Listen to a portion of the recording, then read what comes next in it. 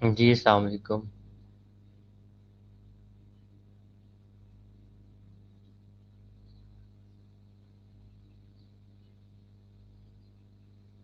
जी, आवाज़ आ रही है आप लोगों को?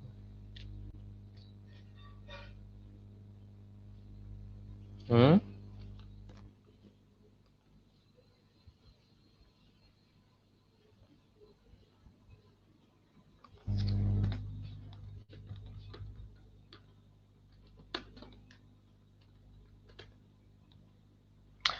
अच्छा जी, आई होप आप लोग ठीक-ठाक हैं और 18 स्टूडेंट्स आए हैं अभी तक। बाकी स्टूडेंट्स का अच्छा 5 मिनट वेट कर लेते हैं, अगर कोई आ जाता है तो अदरवाइज़ फिर हम स्टार्ट करेंगे।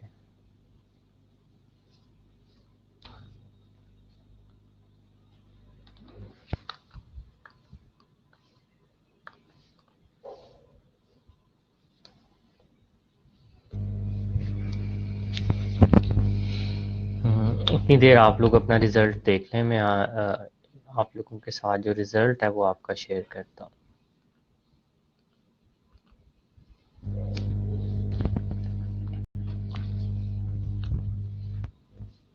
सो ये आप लोगों का रिज़ल्ट है।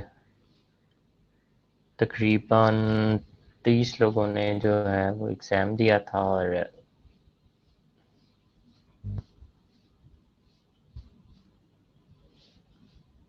8 लोग 9 लोग पास हुए हैं जी।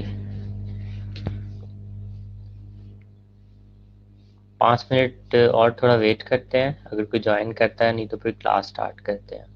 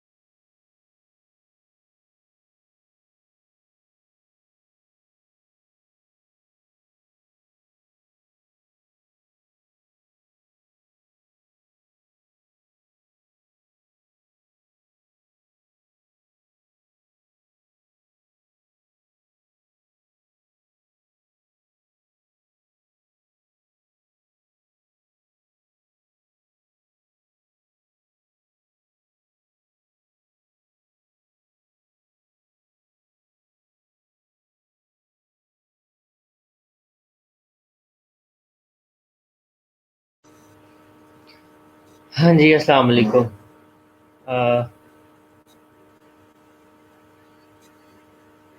हाँ जी, मुझे बताइएगा, आवाज़ आ रही है आप लोगों को? जी, आवाज़ आ रही है।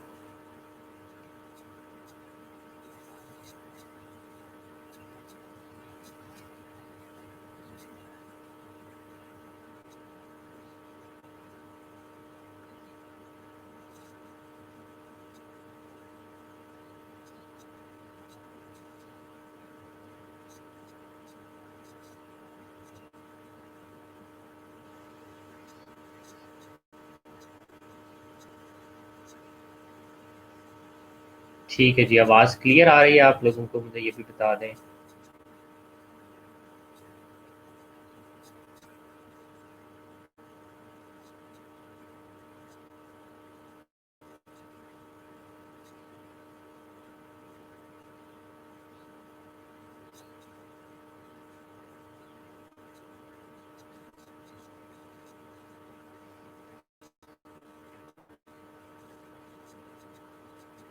ठीक है जी, वॉइस क्लियर है आप लोगों को। That's nice.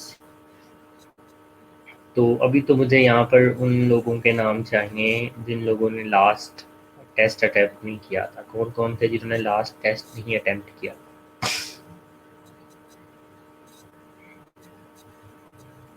जी, टेस्ट किसने नहीं किया attempt?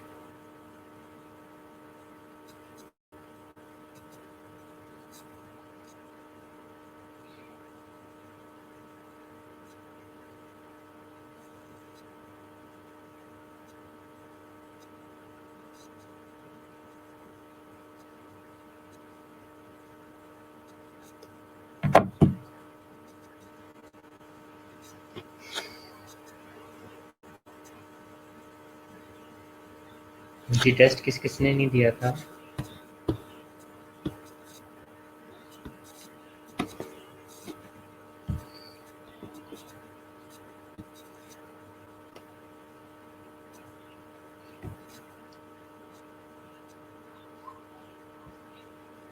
25 students so far.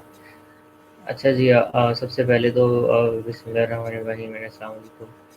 I hope आप लोग ठीक ठाक होंगे और सब कुछ ठीक ठाक चल रहा होगा और रोज़े भी अच्छे चल रहे होंगे आप लोगों के। तो the thing is that last मैंने जो एक टेस्ट कंडक्ट किया था आप लोगों के साथ, उसके ऊपर थोड़ी सी डिस्कशन करना चाह रहा हूँ।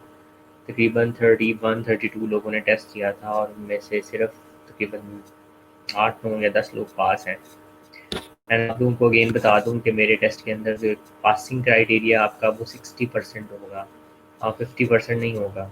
ठीक है, वैसे यूनिवर्सिटी के अंदर 50% होता है passing criteria, but for my test अगर आपने पास होना है तो यू नीड टू स्कोर 60%। ठीक है, तो अब मैं उन लोगों के नाम लेता हूँ जिन लोगों ने 60% स्कोर किए हैं एंड दैट्स नाइस, वो लोग पास हो गए। बाकी लोग जो है वो फेल हो गए। तो सबसे पहला जो 60% तक गए हैं, उनके पूरे 60% मार्क्स हैं और वो हैं जी Habibullah. That's great Habib, good, keep it up.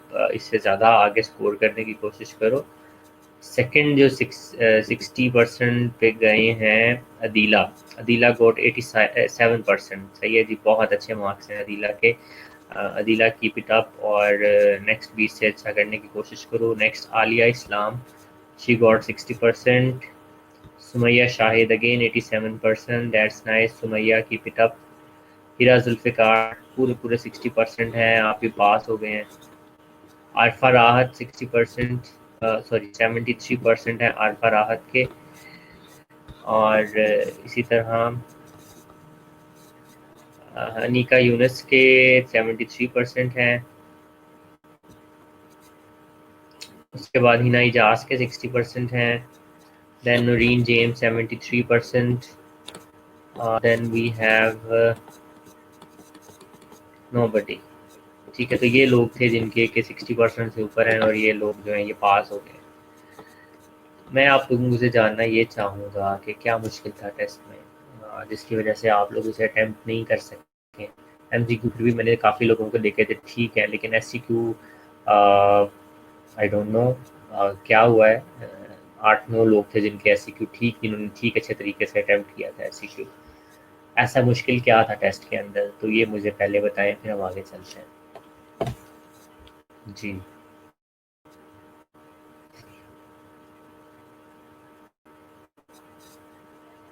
क्या मुश्किल था टेस्ट में?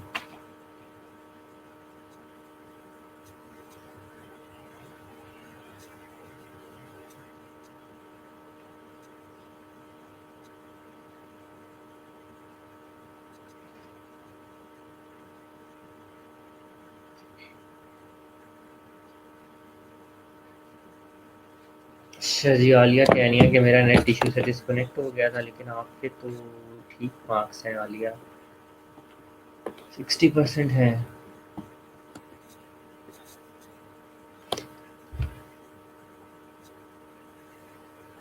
अच्छा, मैं ज़रा ना स्लैम्स ओपन करता हूँ आपके सामने और आपको मैं ज़रा टेस्ट दिखाता हूँ। इस तरह का जो है ना वो दिख रहा था। तो किसी को याद है क्वेश्चन क्वेश्चन मैंने क्या पूछे थे? 3 क्वेश्चन के 3 पार्ट्स थे। तो कौन-कौन से 3 पार्ट्स थे उस क्वेश्चन के? जो एससीक्यू था आपका, that was a tricky one. हाँ, एक कॉन्सेप्चुअल किस्म का एससीक्यू था। काफ़ी लोगों ने उसको कार्डियोजेनिक शॉक लगाया क्योंकि उस बंदे को कार्डिक प्रॉब्लम थी, लेकिन जो आपको सिनेरियो सारा बताया गया था, जो आपको सिनेरियो सारा बताया गया था, दैट वाज अबाउट कि उसको इंटरनल हैमरेज हो रहा था, इसलिए वो हैमरेजिक शॉक था। उसमें कंफ्यूज करने की कोशिश की गई थी आपको। ठीक है, अगर आपके कॉन्सेप्ट क्लियर होते या जिन लोगों के कॉन्सेप्ट बहुत अच्छे थे उन्होंने उसको बहुत अच्छे तरीके से अटेम्प्ट कर दिया। अच्छा जी, फिज़ा कह रही है यहाँ पे कि सर टाइम का इशू था, तो मैं आपको बताऊँ कि 15 मार्क्स के टाइम क्वेश्चन के लिए यूजुअली मैं 20 मिनट्स देता हूँ क्लासरूम के अंदर। ठीक है, 15 मार्क्स के टेस्ट के लिए 20 मिनट्स देता हूँ, लेकिन कंसिडरिंग दिस के ऑनलाइन, ठीक है, कंसिडरिंग दिस के क्या नाम है ये, ऑनलाइन है, आपको टाइप करना पड़ेगा, कई लोगों की टाइपिंग स्पीड अच्छी नहीं होती, तो मैंने आपको 30 मिनट्स दिए थे, तो टाइम का कोई इशू नहीं था उसके अंदर। अच्छा, सुमैया कह रही है कार्डिक था, एंजियोप्लास्टी हुई थी ऑन एस्पिरिन और वारफरीन टेकिंग ऑन एंड ऑफ। ठीक है, वारफरीन ले रहा था और आई थिंक उसको वारफरीन की जो है ना ओवरडोज हो गई थी, जिसकी वजह से उसको इंटरनल ब्लीडिंग हो रही थी।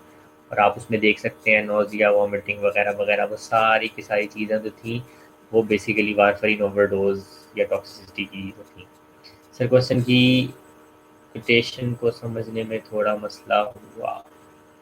अच्छा, अच्छा, अब क्वेश्चन उसके अंदर 3 थे। मैं आपको स्लैम से देख के जो है ना बताता हूँ क्वेश्चन के 3 पार्ट्स कौन-कौन से थे और उसको सॉल्व बेसिकली आपने किस तरह से करना था।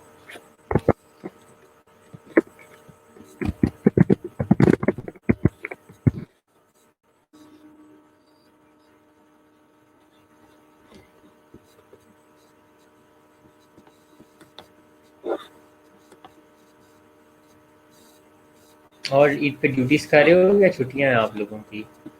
क्या सीन है?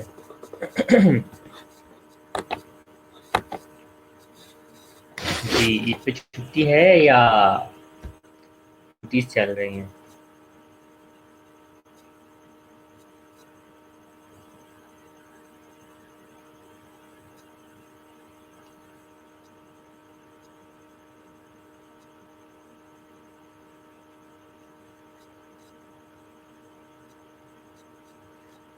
सर ड्यूटी कर रहे हैं, ड्यूटीज़ ही करी जा रहे हो भाई, अच्छा।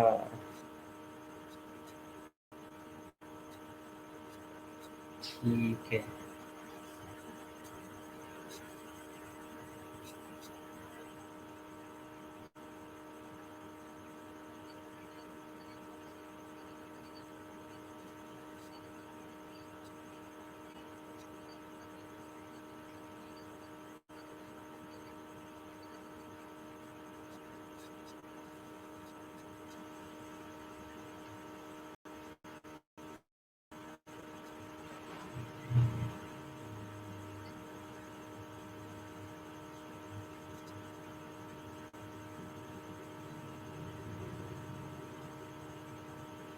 अच्छा जी, कई लोग घर पे जा रहे हैं और रास्ते में हैं।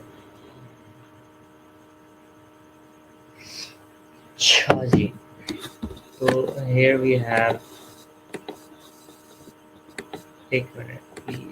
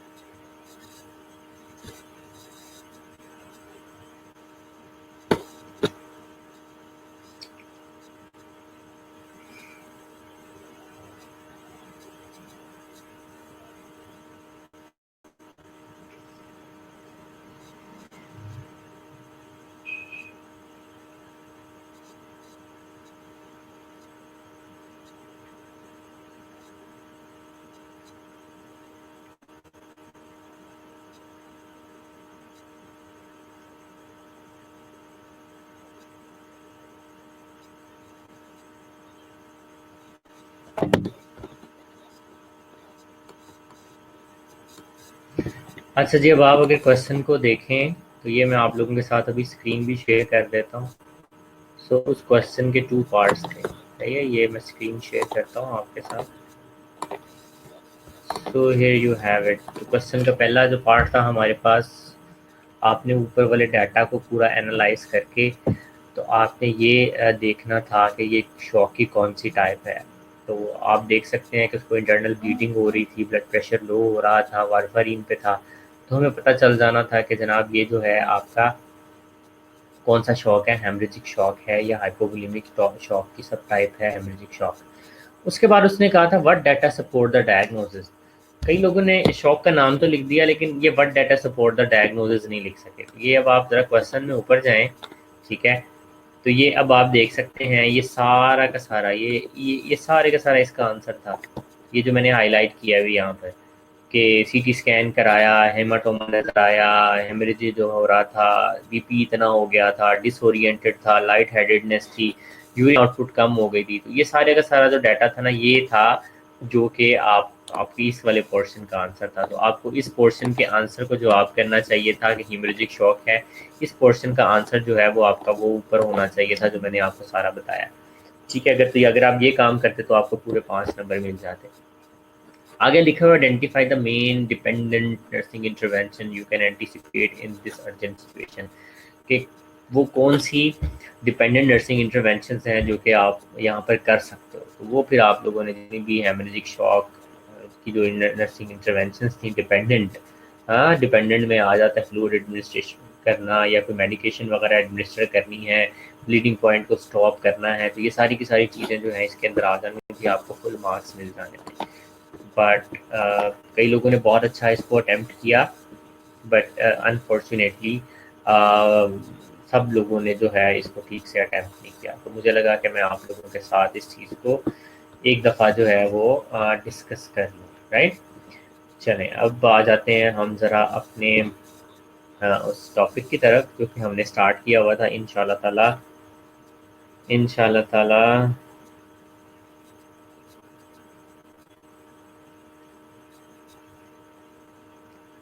तो इंशाल्लाह ताला अभी जो है हम बेसिकली इसको आज फिनिश करेंगे जो हमारा ये स्ट्रेस मैनेजमेंट वाला लेक्चर है, राइट?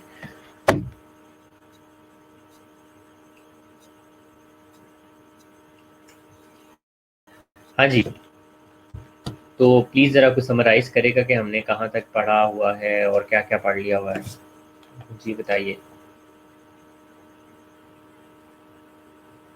आज बड़े स्लो स्लो लग रहे हो भैया आप। जी, क्या-क्या पढ़ चुके हैं? कमेंट में आंसर चाहिए जी आपका।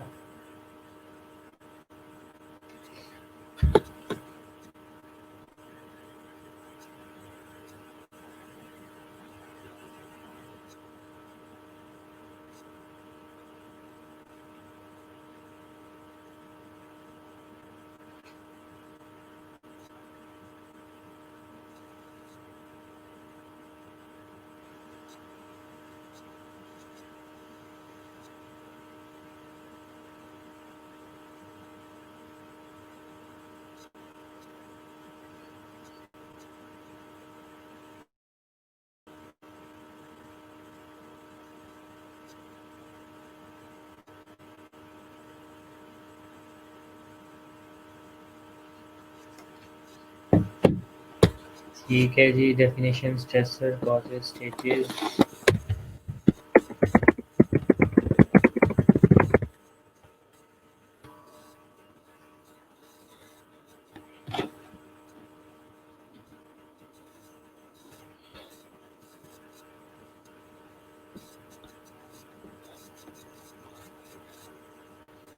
ठीक है जी, पैथोफिजियोलॉजी तक पढ़ा था।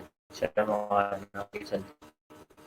सही है जी, इसको फिनिश करते हैं इंशाल्लाह। बाकी फिर ईद के बाद हम आगे जो है ना लिटरेचर चलेंगे।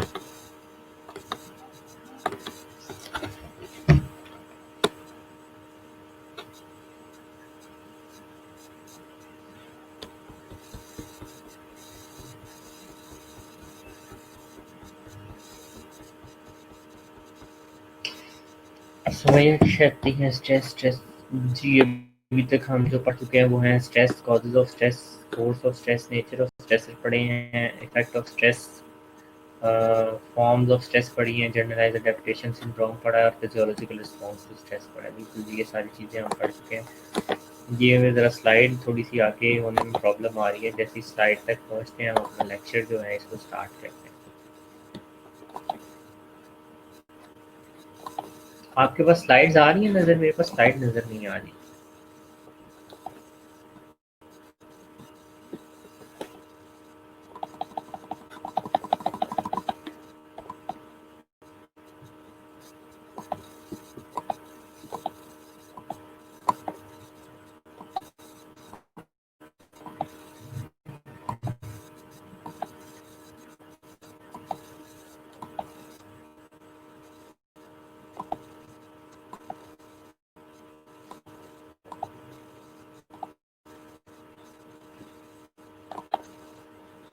अच्छा जी, आज जो है ना हमने ये यहाँ से स्टार्ट करना है, राइट?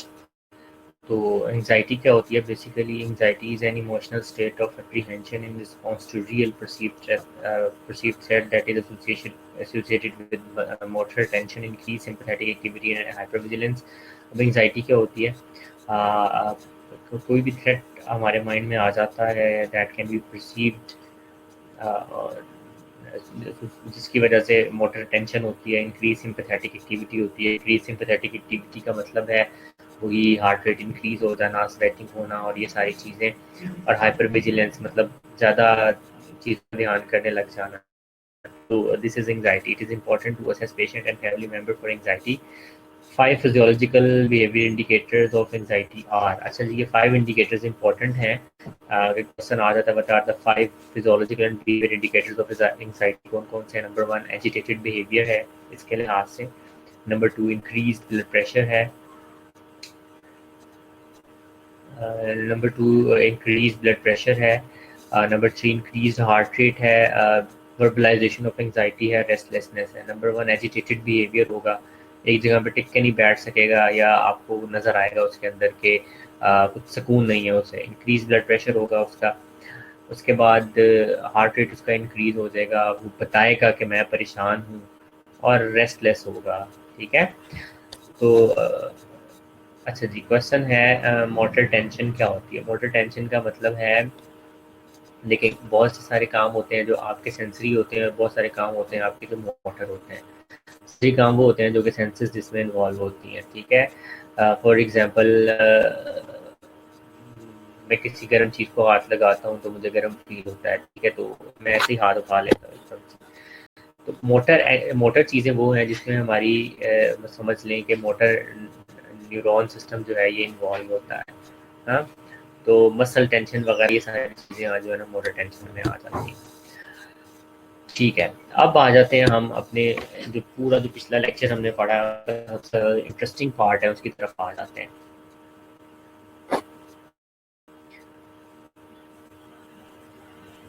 तो वो जो इंटरेस्टिंग पार्ट है वो बेसिकली ये है कि हमने स्ट्रेस को मैनेज कैसे करना।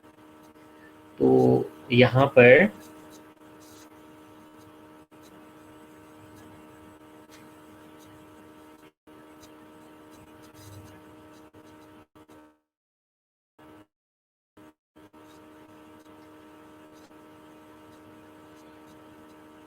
अच्छा जी, तो जो अब मेरा आप लोगों से सवाल ये है कि जब आप लोग स्ट्रेस्ड होते हैं कौन सा कॉपिंग मैकेनिज्म यूज़ करते हैं, क्या करते हैं, कैसे उस टेंशन से उस स्ट्रेस से छुटकारा पाते हैं या उसको ख़त्म करते हैं, क्या करते हैं आप लोग? आप लोगों ने मुझे जो है ना अभी यहाँ पर कमेंट्स में बताना है और हर एक का आंसर मुझे चाहिए। ठीक है कि जब आप स्ट्रेस्ड होते हैं तो उसको रिलीव करने के लिए आप क्या करते हैं? जी।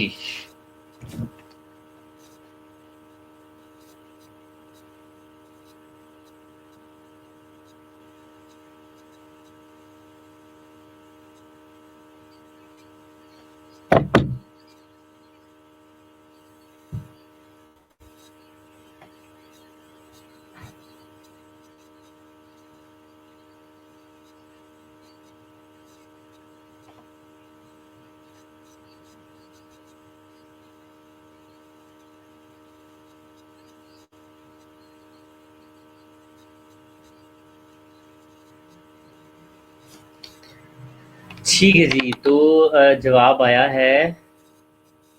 अच्छा जी, मैं नाम नहीं लूँगा, वैसे ही बताता जाऊँगा। कुछ लोग कहते हैं कि मैं ज़्यादा मतलब ज़्यादा खाते हैं जी स्ट्रेस में। ठीक है, firstly reduce the underlying cause of stress, need physically psychologically support, psychotherapy, exercise. मैंने वही पूछा है, आप क्या करते हो? हाँ, आई नो आप ये सब नहीं करते होगे। एक चीज़ बतानी है कि जब आप स्ट्रेस्ड होते हो तो सबसे ज़्यादा क्या करते हो? हाँ जी, अदीला कह रही हैं कि आई गो टू स्लीप, रेस्ट करते हैं, स्लीप, और स्ट्रेस को मैनेज करने की कोशिश करते हैं, cried a lot and pray and discuss with my best friends. ठीक है जी, try to divert my attention by getting busy with some work, right. और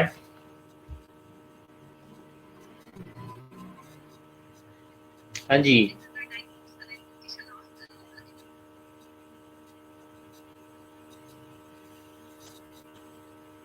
गेटिंग बिजी विद समथिंग। ठीक है, और बस यार यही लोग हैं, बाकी दुनिया की तरह है भाई। आंसर क्यों नहीं कर रहे हो तुम लोग?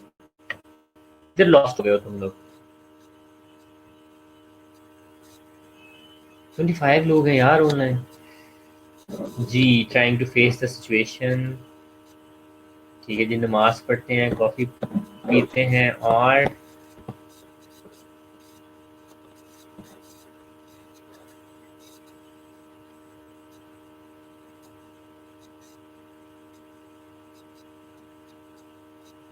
जी अभी तकरीबन 5 से 8 लोगों ने बताया है, बाकी दुनिया किधर है?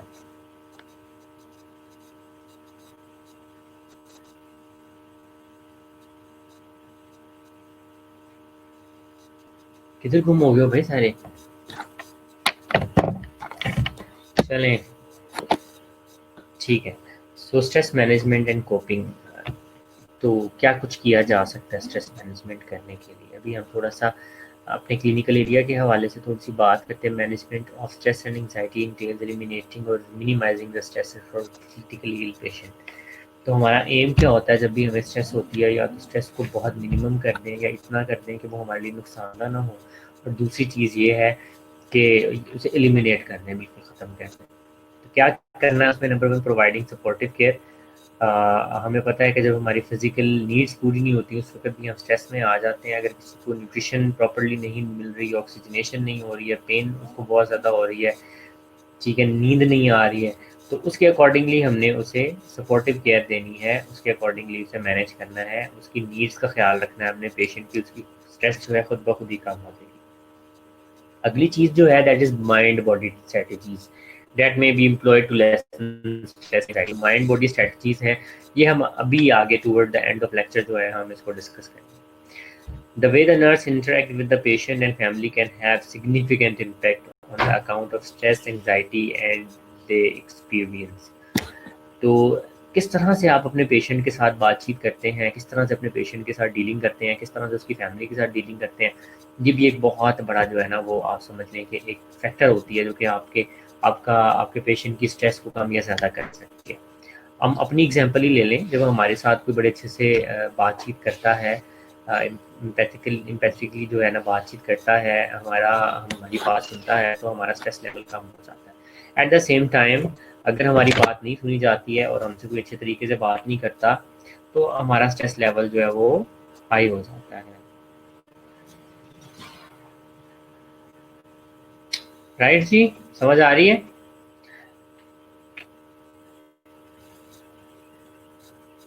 अच्छा जी, somebody said कि मैं बिल्कुल एक कॉर्नर में जाके बैठ जाती हूँ, किसी से बात करने को दिल नहीं करता. ठीक है जी. तो दीज ऑल आर, समझ लें कि आप कॉपिंग स्ट्रेटजीज हैं स्ट्रेस से रिलेटेड. लेकिन लेकिन लेकिन लेकिन अब हम देखते हैं आगे कि बेसिकली स्ट्रेस को मैनेज कैसे करना है. तो स्ट्रेस मैनेजमेंट एंड कोपिंग के हवाले से आपको सामने जो है एक नज़र आ रही है, फॉस्टरिंग ट्रस्ट. इसको ज़रा एक दफ़ा पढ़ना है और मुझे आपने यहाँ पर इसको समराइज़ करके बताना है कि आपको इससे क्या समझ आती है. पढ़ना शुरू करें, आपके पास इसके लिए 2 मिनट्स हैं.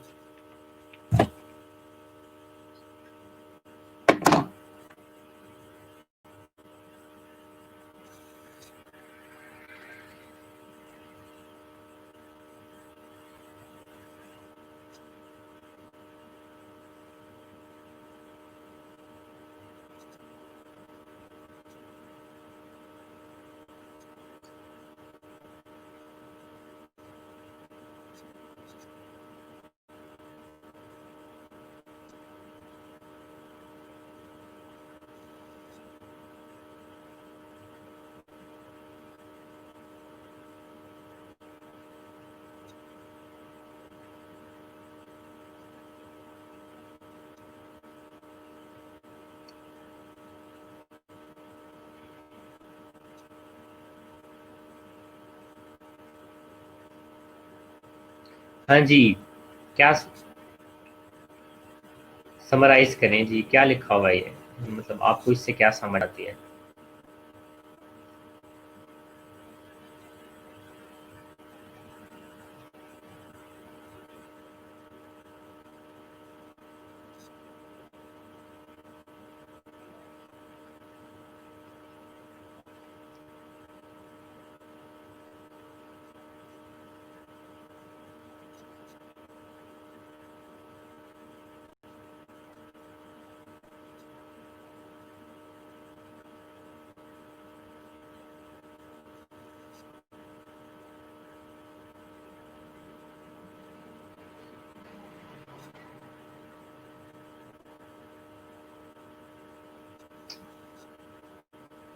जी.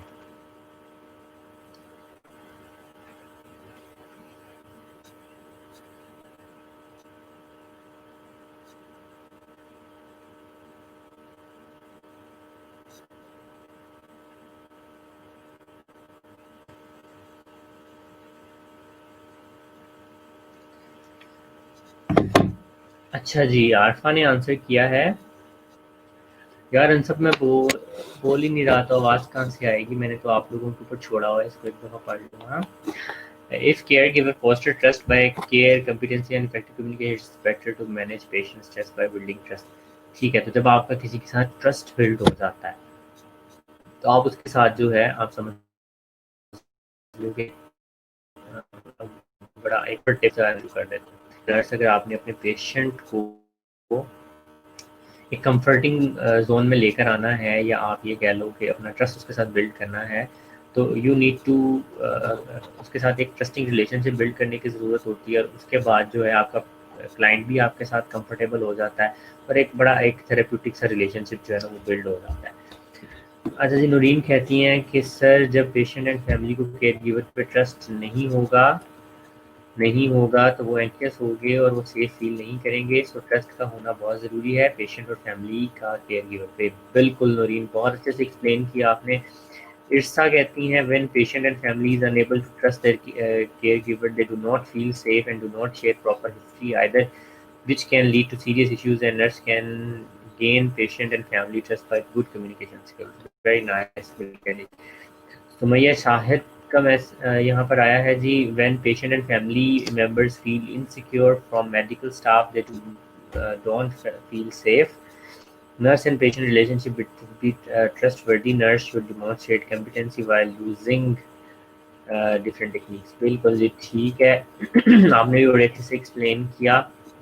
अदीला कहती हैं it mean there should be trust relationship between patient and nurse so it will make easy to deal with situation. सही है।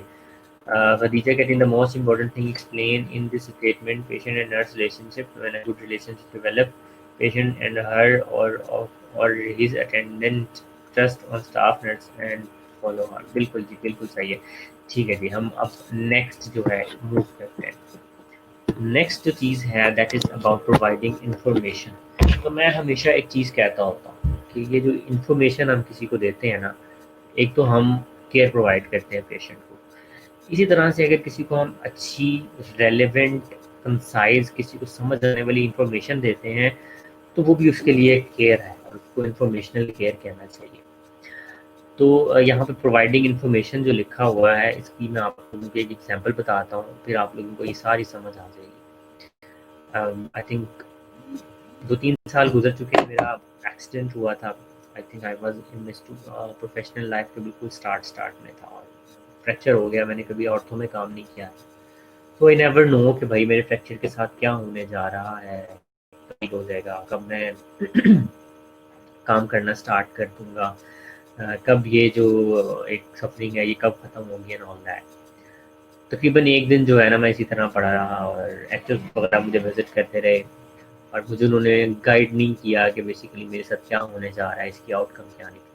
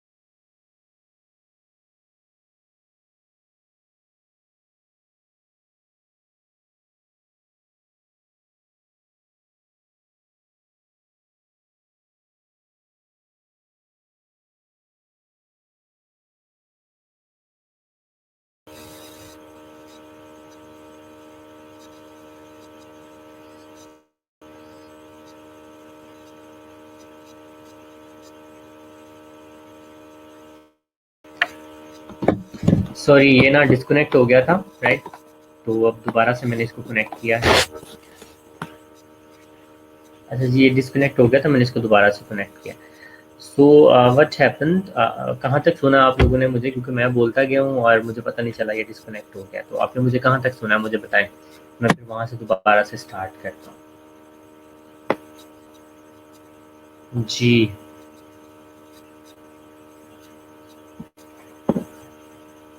कहाँ तक सुना है जी आप लोगों ने?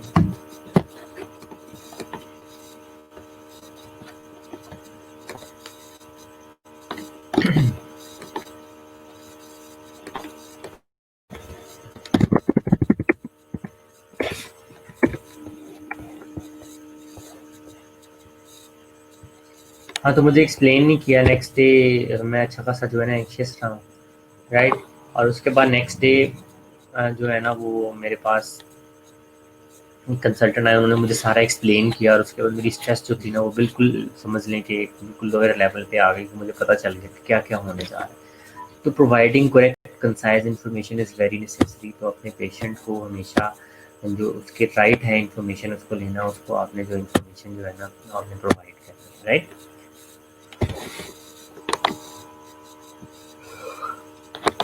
ठीक है जी, अब आपने इस स्लाइड को भी रीड आउट करना है और इसको एक्सप्लेन करने की कोशिश करना है इन योर वर्ड्स कि आपको इससे क्या समझ आ रही है।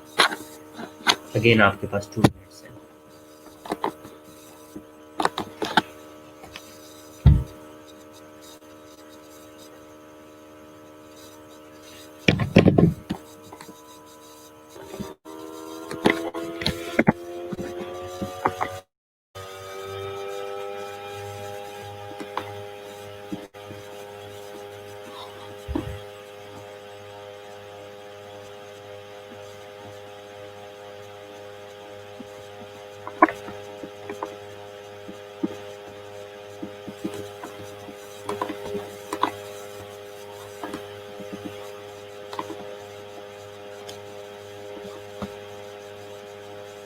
हाँ जी, अभी अटेंडेंस में बिजी हैं आप लोग। अटेंडेंस से फ्री होके जो है ना, मुझे ये पढ़ के और इसका फिर मुझे आंसर चाहिए।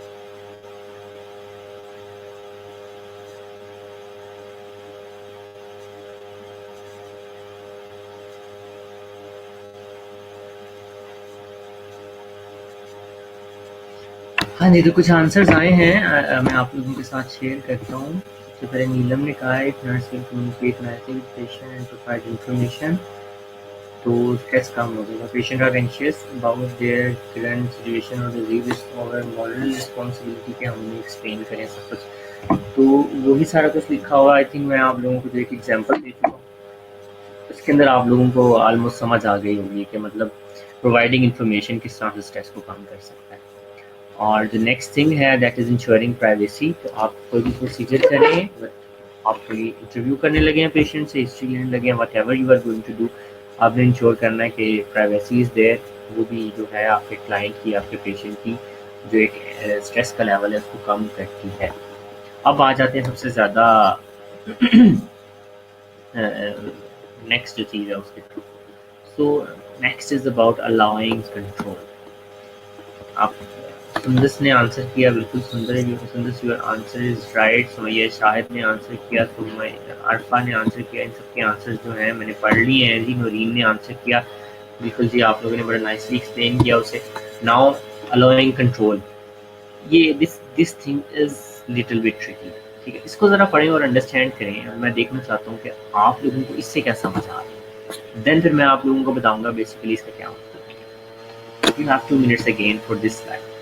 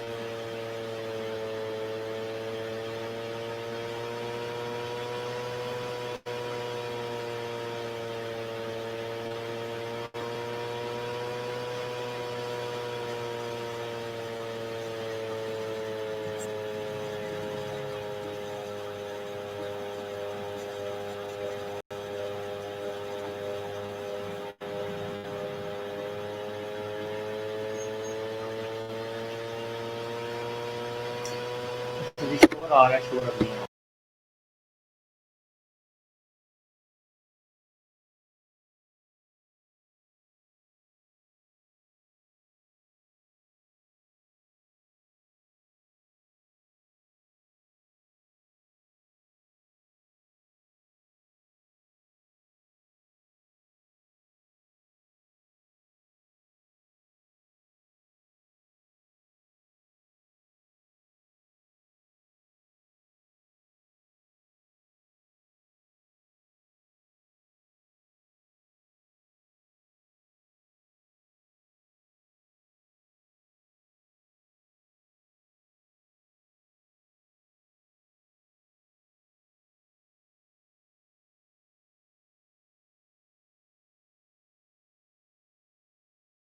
अच्छा जी, इसमें जो है आंसर आए हैं।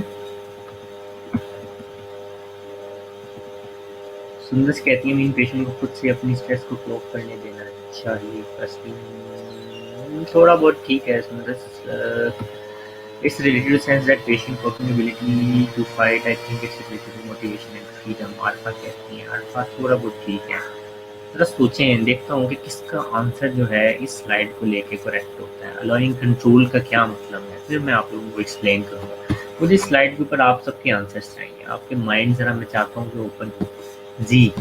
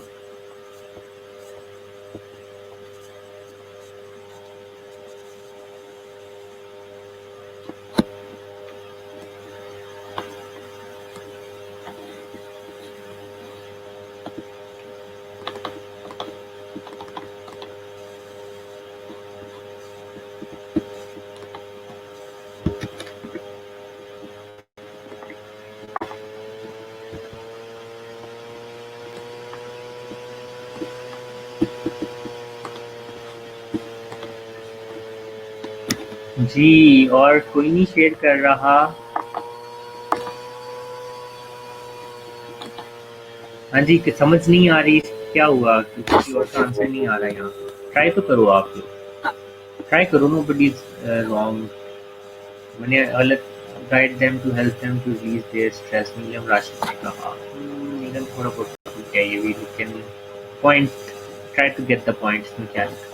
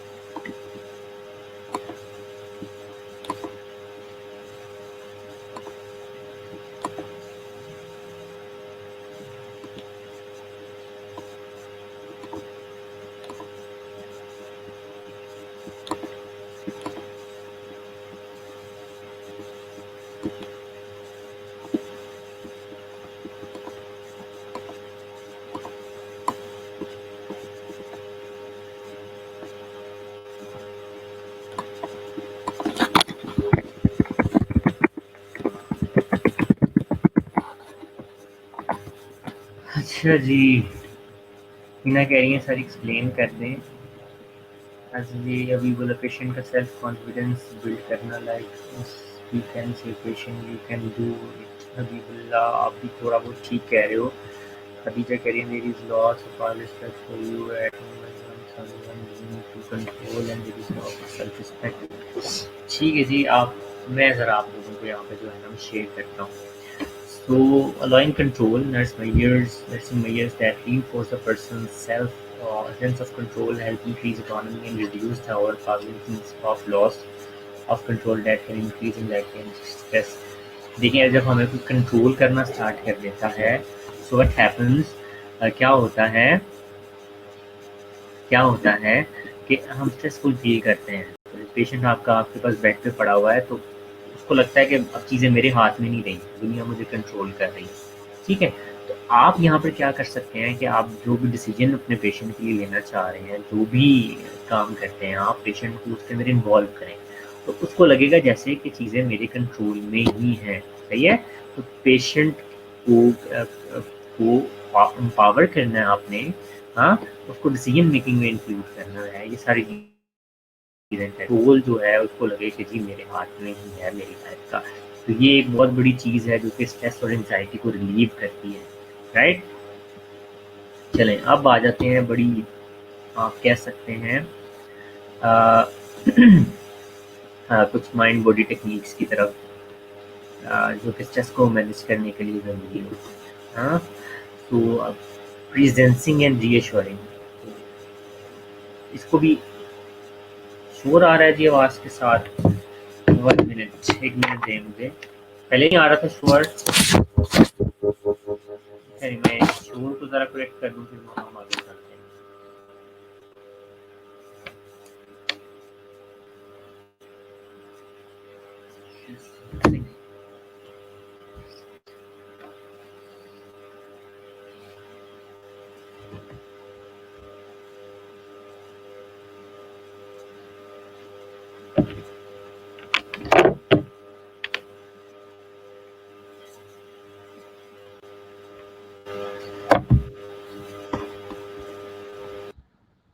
हाँ जी, आप मुझे बताएं, शोर अब तो नहीं शोर आ रहा आपको?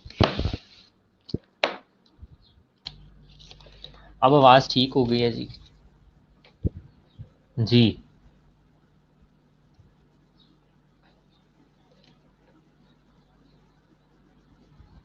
हाँ जी, अब आवाज़ ठीक हो गई या नहीं?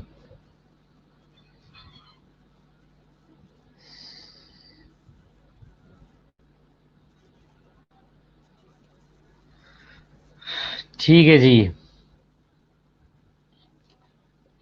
तो अब हम ज़रा मूव करते हैं।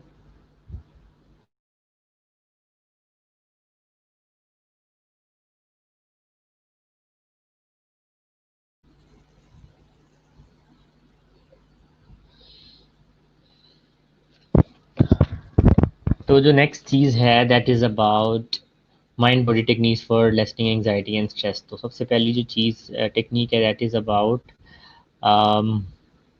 प्रेजेंसिंग एंड रीअश्योरेंस। प्रेजेंसिंग और जस्ट बीइंग देयर, कि पेशेंट को अकेला नहीं छोड़ना है। Can elevate distress and anxiety. Nurses practice presence by adopting a caring attitude और paying attention to the person's health needs and active listening. तो पेशेंट को सुने, उसका ख्याल रखें, केयरिंग एटीट्यूड लेकर चलें। ठीक है, तो इसकी वजह से क्या होगा कि जो है ना, आप प्रेजेंसिंग जो है उसके साथ प्रैक्टिस कर सकते हैं, उसकी बातों को अटेंशन दें, एक्टिवली लिसन करें। Reassurance can be provided verbally or through caring touch. Verbal reassurance is most appropriate for patients who are expressing unrealistic or exaggerated fears. तो रीअश्योरेंस भी बहुत ज़रूरी होती है, लेकिन जो रीअश्योरेंस होती है, रीअश्योरेंस का मतलब है मतलब उसके कंसर्न्स को जो है एड्रेस करते रहना टाइम टू टाइम। और लेकिन ये जो कंसर्न्स को एड्रेस करना, जो ये रीअश्योरेंस है, ये जो है ना बड़ी रियलिस्टिक होनी चाहिए। कोई भी ऐसा पेशेंट जिसका आपको पता है कि मतलब ये सर्वाइव नहीं कर सकेगा, उसको आपने फॉल्स होप्स नहीं देनी है। ठीक है, तो हमेशा रियलिस्टिक रीअश्योरेंस जो है अपने क्लाइंट के साथ आपने लेके चलनी है। रीफ्रेमिंग डायलॉग आ जाता है नेक्स्ट।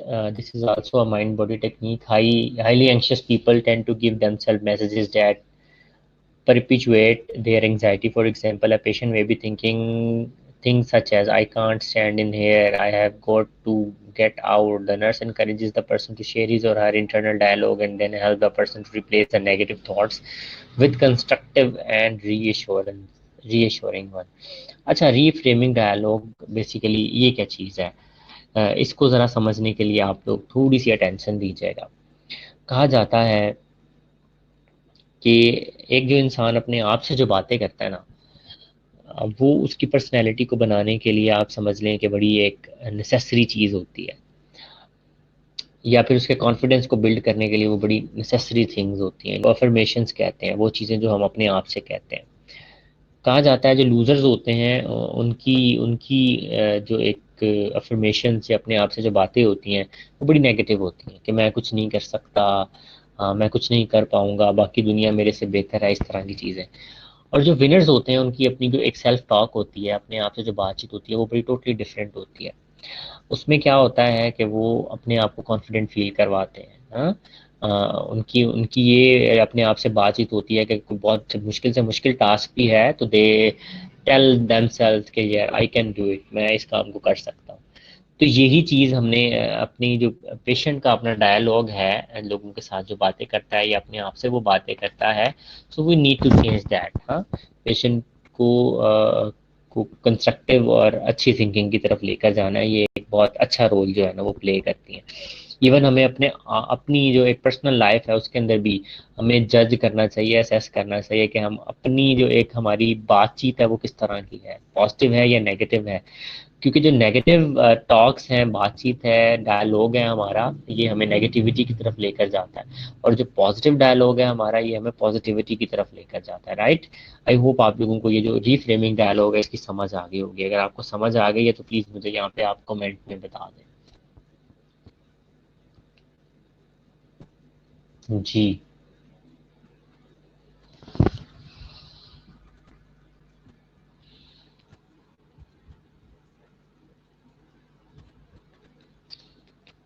जी, आवाज़ आ रही है आपको?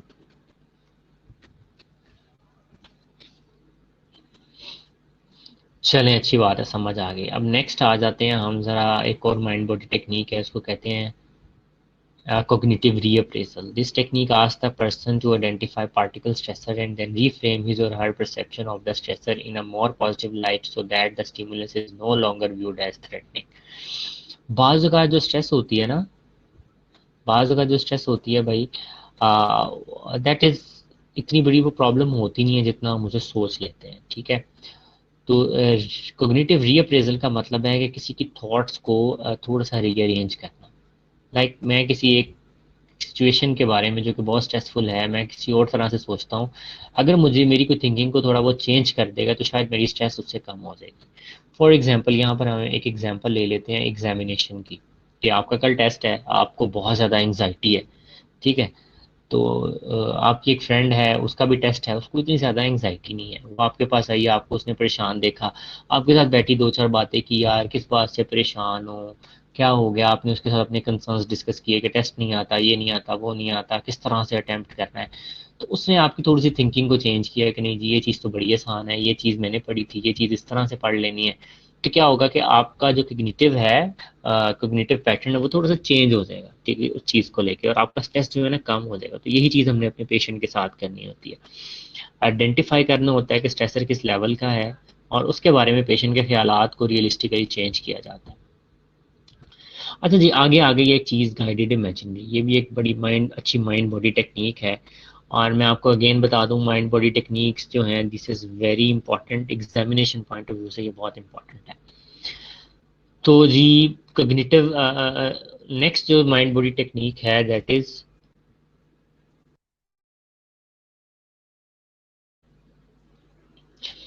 Is about guided imaginary.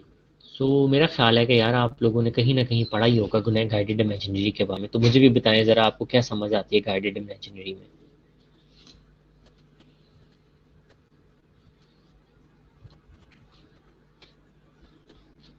Guided imaginary से क्या समझ आ रही है जी आपको? जी।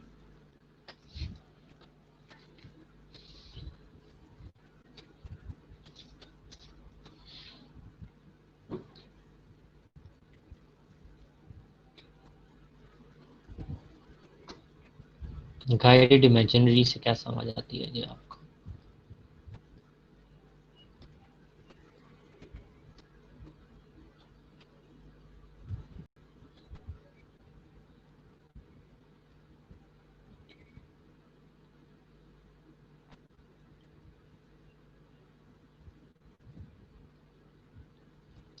जी गाइडेड इमेजिनरी का नहीं पता आप लोगों को? इमेजिन करना कैसा हो सकता है? अच्छा जी, चलिए मैं बताता हूँ आपको गाइडेड इमेजिनरी बेसिकली क्या होती है। गाइडेड इमेजिनरी होती है अगर कोई स्ट्रेस में है, परेशान है, तो उसको बिठा देना, उसको कहना कि जी हाँ जी आंखें बंद कर लें। हाँ, आंखें बंद करके अपने आप को रिलैक्स होके जो है ना वो बैठ जाए। ठीक है, फिर उसको कहना कि अच्छा इमेजिन करें कि जैसे आप ग्रीन ग्रीन ग्रास के ऊपर बैठे हुए हैं, आपके इर्द गिर्द हल्की हल्की बारिश हो रही है, हाँ बहुत सारे फूल खिले हुए हैं आसपास, और सामने से एक नदी बह रही है। ठीक है, तो किसी ऐसी कंफर्टिंग जो है ना उसको गाइडेड सिचुएशन में लेके जाना जो कि उसकी स्ट्रेस को थोड़ा सा रिलीव कर दें, तो इसको हम जो है वो गाइडेड इमेजिनरी कहते हैं। ठीक है, तो कभी की है गाइडेड इमेजिनरी प्रैक्टिस आपने लाइफ में? जी, समझ आई गाइडेड इमेजिनरी? गाइडेड इमेजिनरी क्या होती है?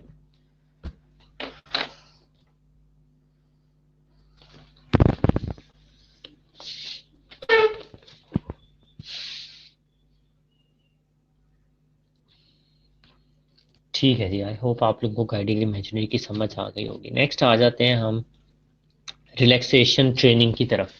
रिलैक्सेशन ट्रेनिंग को एक और नाम दिया जाता है जिसको कहते हैं पीएमआर। सो पीएमआर होता है प्रोग्रेसिव मसल रिलैक्सेशन। इसके अंदर भी जो है वो आप जो स्ट्रेस्ड क्लाइंट होता है आपका, आप बेसिकली उसे क्या करते हो, उसे कहते हो कि जी रिलैक्स होके आप बैठ जाओ कहीं पे या लेट जाओ। उसके बाद उसके सारे बॉडी के मसल्स की ना एक आप समझ लें कि एक एक्सरसाइज कराई जाती है। फॉर एग्जांपल मैं उसे कहूँगा, हम मोस्टली जो है ये हेड से स्टार्ट करते हैं या टॉस की तरफ जाते हैं या टॉस पाँव से स्टार्ट कर लेते हैं। तो मैं उसे क्या कहूँगा, मैं आपसे हम उसे क्या कहेंगे कि जनाब आपके जो पाँव हैं इनको आपने एकदम से कॉन्ट्रैक्ट, मतलब इसको जोर से भींचना है या कॉन्ट्रैक्ट करना है, उसके बाद आपने इसे रिलैक्स कर देना है। फिर पाँव से आप ऊपर आएंगे नीचे लेग्स के लोअर पोर्शन की तरफ, फिर थाइस की तरफ आएंगे। इस तरह से आप पूरी बॉडी के डिफरेंट मसल सेट्स जो हैं हमारे, उनको आप कॉन्ट्रैक्ट और रिलैक्स करवाते हो। तो देखा गया है कि इसकी वजह से भी स्ट्रेस रिलीव हो जाती है, हम रिलैक्स फील करते हैं। ठीक है, अगली चीज है जी deep breathing exercises. Deep breathing, so deep breathing जो है ये भी स्ट्रेस को रिलीव करने के लिए एक बहुत ही अच्छी माइंड बॉडी टेक्निक है। इसके अंदर क्लाइंट को कहा जाता है कि लंबा सा सांस लें और उसके बाद इस सांस को आहिस्ता आहिस्ता जो है ना वो आपने बाहर निकाल दें। किसी को पता है वैसे डीप ब्रीदिंग एक्सरसाइजेस कैसे कराई जाती हैं, प्रोसेस क्या है इसका, मेरे साथ शेयर कर सकते हैं कमेंट में? फिर मैं आप लोगों के साथ शेयर करूंगा कि डीप ब्रीदिंग एक्सरसाइज कराने का बेसिकली जो सही तरीका है वो क्या है, लेकिन पहले ये जानना चाहता हूँ कि आपको कितनी अंडरस्टैंडिंग है इससे।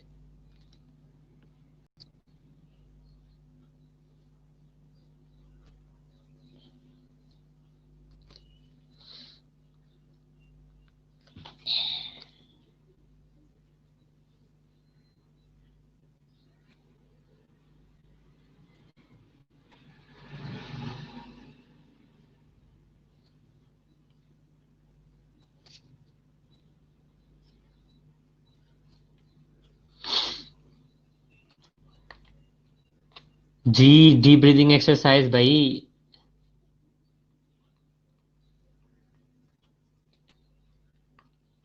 कुछ समझ आ रही है? डीप ब्रीदिंग एक्सरसाइज कैसे करवाते हो पेशेंट को?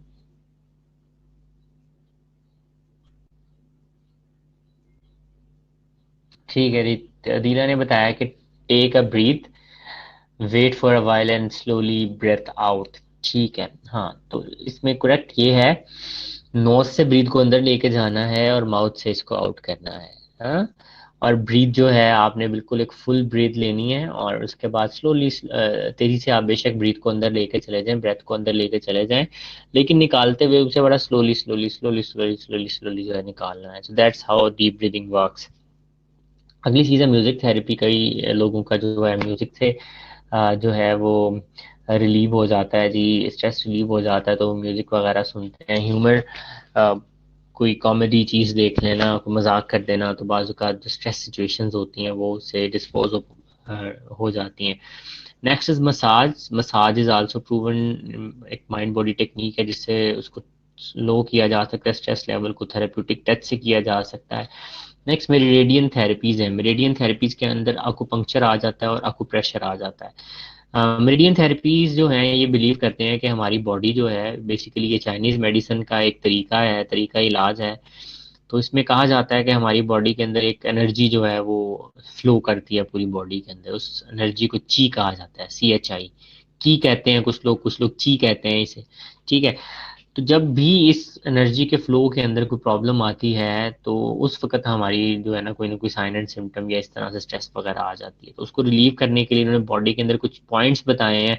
उन पॉइंट्स के ऊपर पंक्चर किया जाता है या प्रेशर अप्लाई किया जाता है, नीडल्स लगाई जाती हैं, जिससे उस की का जो रास्ता है वो दोबारा से रीस्टेब्लिश हो जाता है और इंसान जो है ना वो स्ट्रेस फ्री जो है ना वो फील करने लग जाता है। कुछ लोग जो होते हैं स्ट्रेस में अपने एनिमल्स के साथ टाइम गुजारना पसंद करते हैं और उनकी स्ट्रेस जो है वो बड़ी अच्छे तरीके से जो है ना रिलीव हो जाती है इसके अंदर।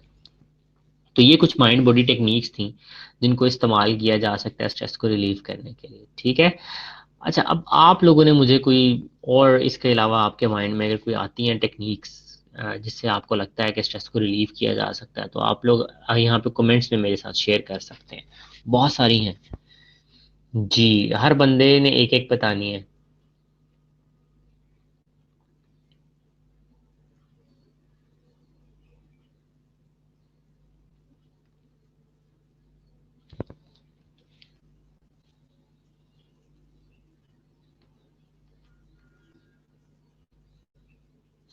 ठीक है जी, फिजियोथेरेपी एंड साइकोथेरेपी बताया।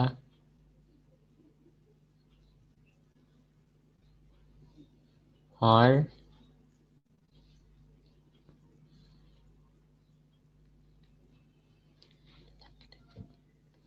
योगा, ठीक है।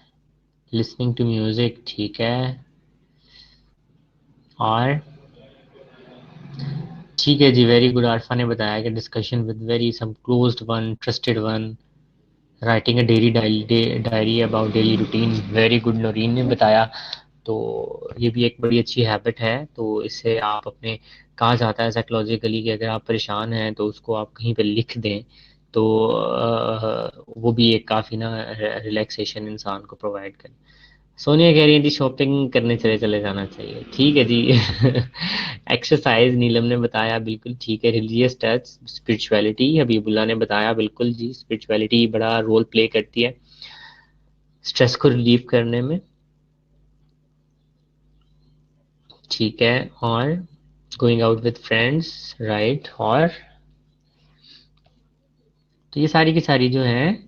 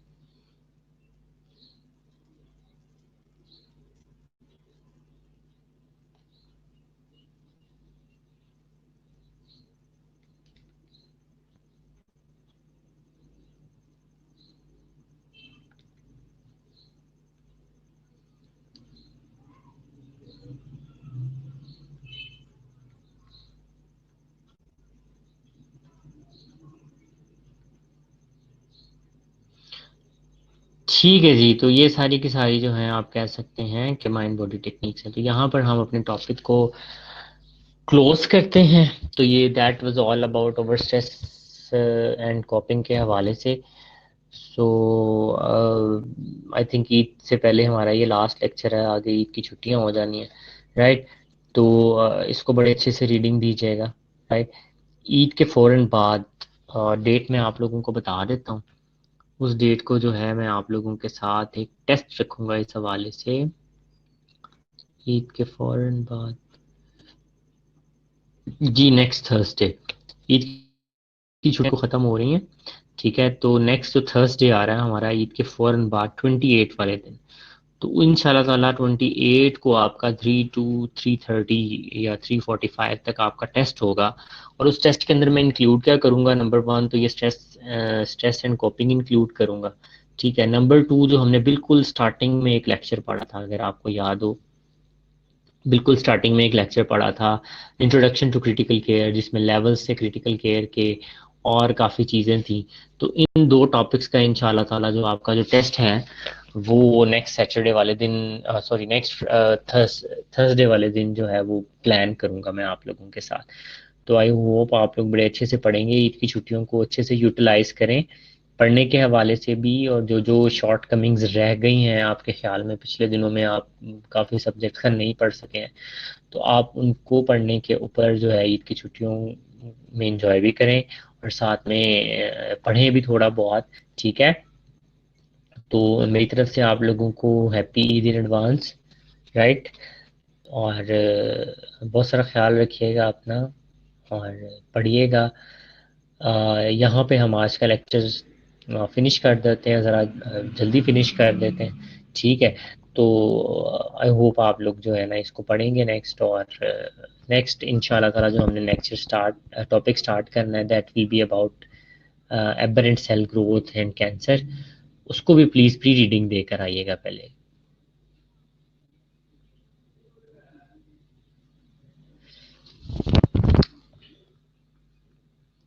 अच्छा जी, आरफा आरफा कह रही हैं कि sir I need to know my mistake in test from where my marks have been deducted. तो आरफा ऐसा है कि आप जो है ना मुझे मैसेज करना, और कल सुबह के टाइम में मुझे टेक्स्ट कर देना, मैं आपको ना देख के बता दूंगा कि व्हाट वर द, किस चीज़ से जो है ना आपके मार्क्स जो हैं वो कट हुए हैं, ठीक है। नो प्रॉब्लम विद दैट, तो वो मैं आपको बता दूंगा। अल्फा, ठीक है जी। सो अगर आपका कोई सवाल जवाब कमेंट वगैरह वगैरह को बातें हैं तो वो आप मुझे बता सकते हैं, उसके बाद हम बाय बाय करेंगे आज।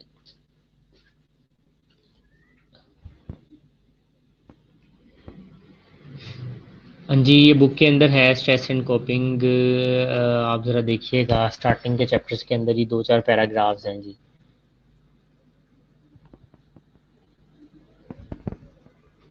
जी, कोई सवाल, एनीथिंग?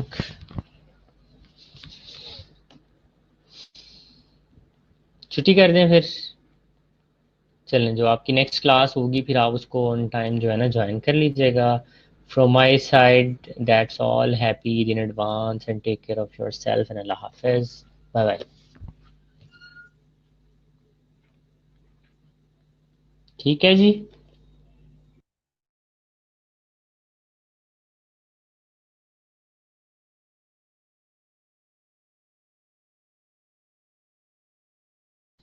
अच्छा, भी लेक्चर अगर स्लैम्स पे आपको ये नहीं मिलेगा ना लेक्चर, तो आपको मेरे वाली जो साइट मैंने आपको दी हुई है वहाँ पर आपको ये लेक्चर बिल्कुल मिल जाएगा, तो आप वहाँ से भी डाउनलोड कर सकते हैं। तो इट्स नॉट नेसेसरी कि ये स्लैम्स के ऊपर पड़ा हो, स्लैम्स पे भी मैं अपलोड कर दूंगा और आपको वो मेरी वाली साइट जो है वहाँ से भी ये लेक्चर जो है ना मिल जाएगा।